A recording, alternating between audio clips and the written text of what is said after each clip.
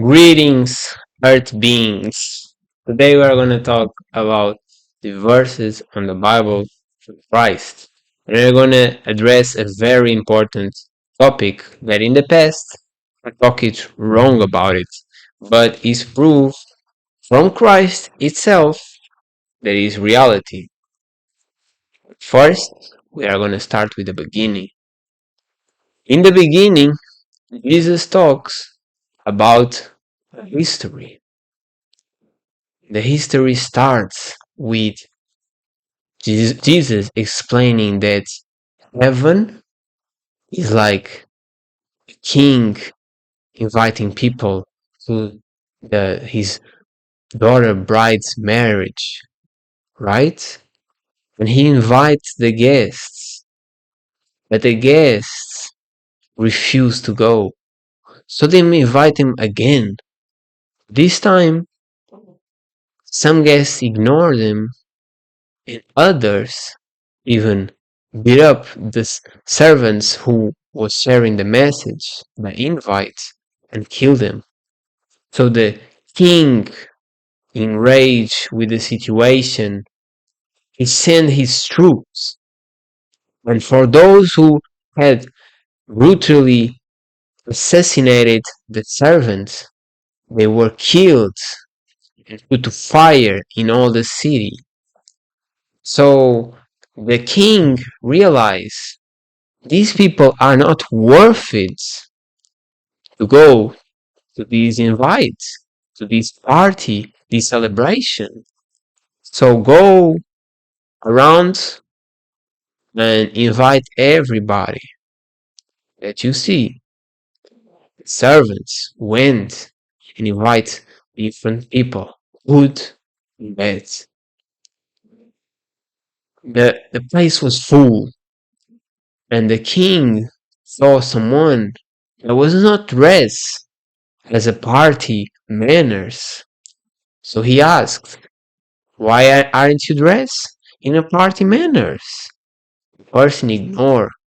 So the king said, "Puff his arms and his foot and throw into the darkness, where there will be pain and screaming and crying."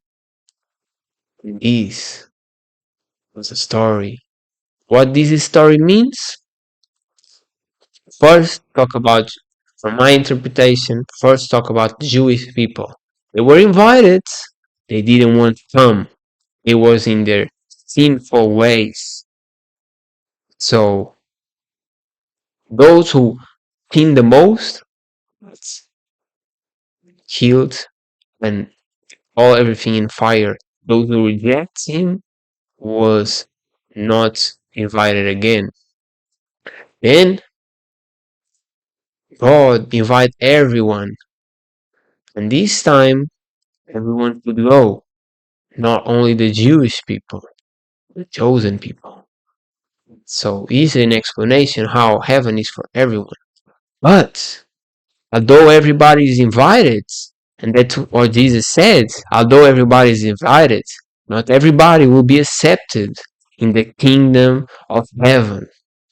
What does this mean? Is if you sin, if you don't repent, if you don't obey Jesus Christ's teachings and commandments, you will put to hell, where will be crying, screaming, and pain in the darkness.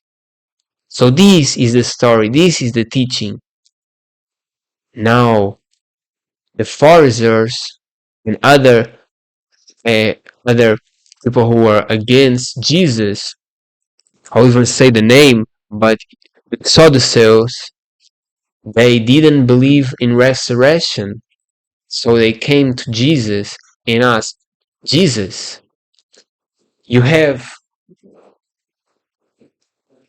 you have uh you said to us that if man uh, bounds his one flesh with another woman, then it will be one.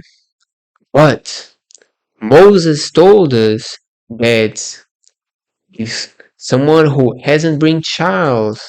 If a man hasn't bring child with that woman, then and dies, then his brother should take her and have child, procreate, bring more humans, more children to the world.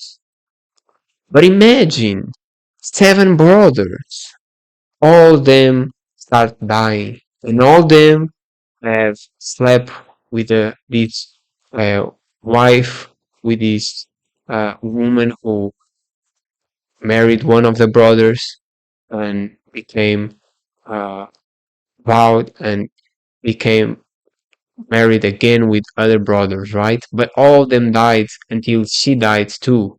So that the question was, how is this possible? Who will be resurrected with this wife?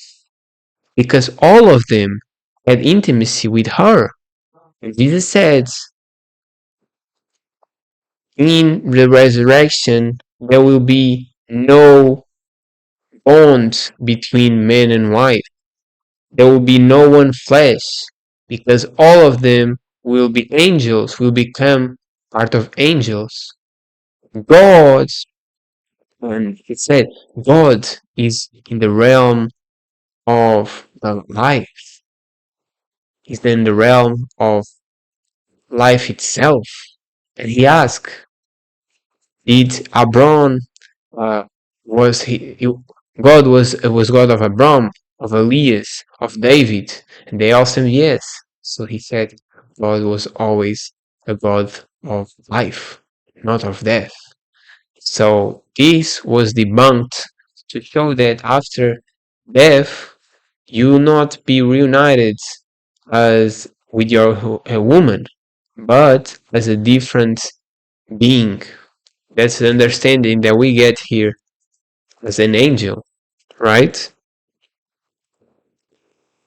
Next, we have finally uh, the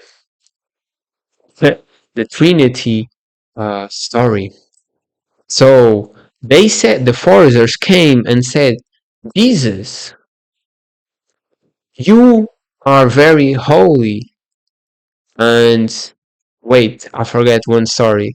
So let's hear it start. It's very cool. Don't worry. They said, Jesus,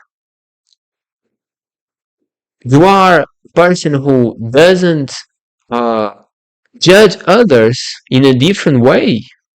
You are equal to everybody. You don't judge by appearances. So tell us, should we pay to Caesar? And Jesus saw the malicious intent.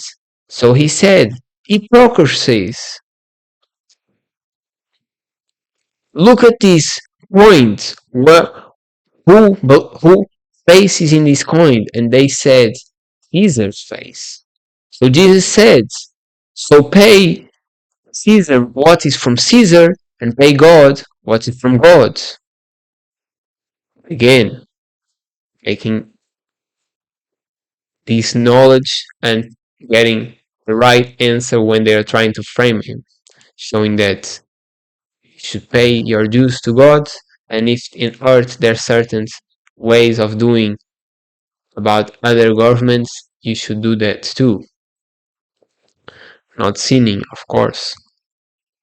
Now finally the Trinity so discussed that I wrongly talk about it in the past, but now that I read it, I know fully well if Jesus said this, it means it's the word.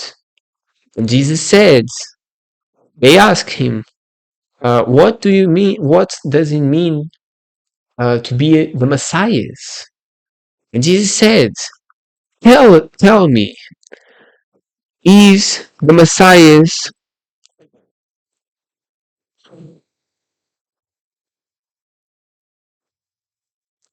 is the Messiah one of the sons of David? And they said, yes.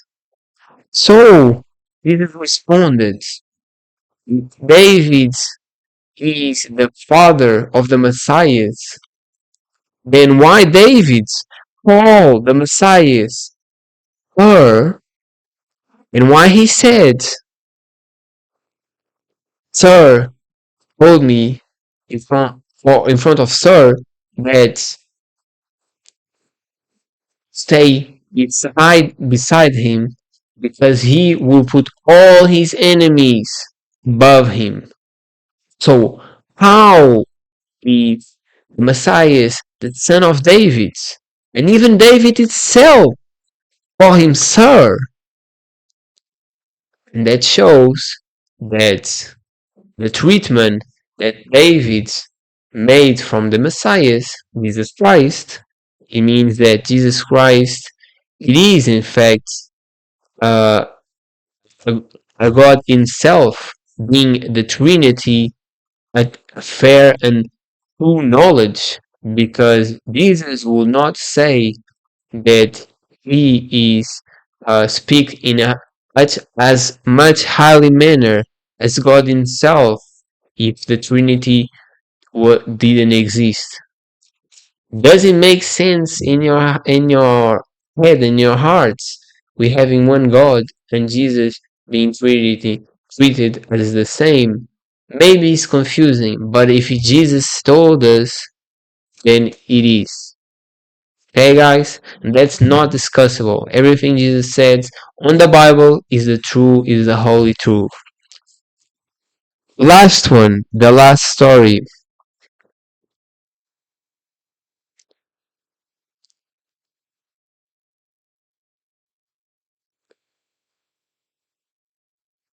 The last story. This is not a full story, guys. You will have wait until tomorrow to finish this story. But I will start them and you will understand it fully tomorrow. But yes. The story starts with Jesus telling us, listen, watch these preachers from Pharisees preach, because they do preach the holiness of being a holy man, of doing the sacrifice, of doing the penitence, of doing what's necessary to go to heaven, to be a good person, to obey Christ, obey God. But do not get uh, persuaded by their actions, because they will put all this weight on your shoulders, all this pressure of life, all this pressure of obeying God and being a good and faith on God. But they will not act on it. They will not move a finger to put any effort that is mandatory for you to go in the king of the realm, the kingdom of heaven. So the word here is teaching and a certain attack or reality in this case that the teachings were good, but they were hypocrites. They did not do what was supposed to do, so they were not an example. Listen to what they say, but not uh, learn from what they are doing because they are doing the wrong thing. And Jesus told us very clearly that the Pharisees, which we already know, was the people who they were trying to end his life, were not practitioners. Guys, today this was a teaching was highly important, highly knowledgeable. I learn a lot. I learn every time I read. This is amazing, and I had read all these once, so this is amazing to read again. And tomorrow we'll see the end of the story. Hope you guys remain faithful, good Christians, good people, good hearts. The last message that the Jesus said in these pages, they asked him, what is the most important commandment? And Jesus said, the first, love God with all your might, with the understanding that you have, being love God above everybody else, the most that you can, above and higher and highest as you can, the way that you know how to love, the know what you learn how to love. So it's true love, of course, but people might have a different way of expressing or understanding it. And the second most important is love others, treat others as much love as you have for yourself. So always, when you are mad, when you're about to lash out, when you're about to get angry, when you're about to be judgmental, when you're about to make some hateful comments or be emotional in a negative way, in a toxic way, or you have any malintent toward others. Jesus said, the second most important commandment is to love others as you love yourself. Treat others as you love yourself. You will not be a bad person for yourself. So don't be a bad person for others. Love them. Caring. It's just not doing the wrong thing, it's doing the right with love. These were the teachings from today. See you guys in the next video.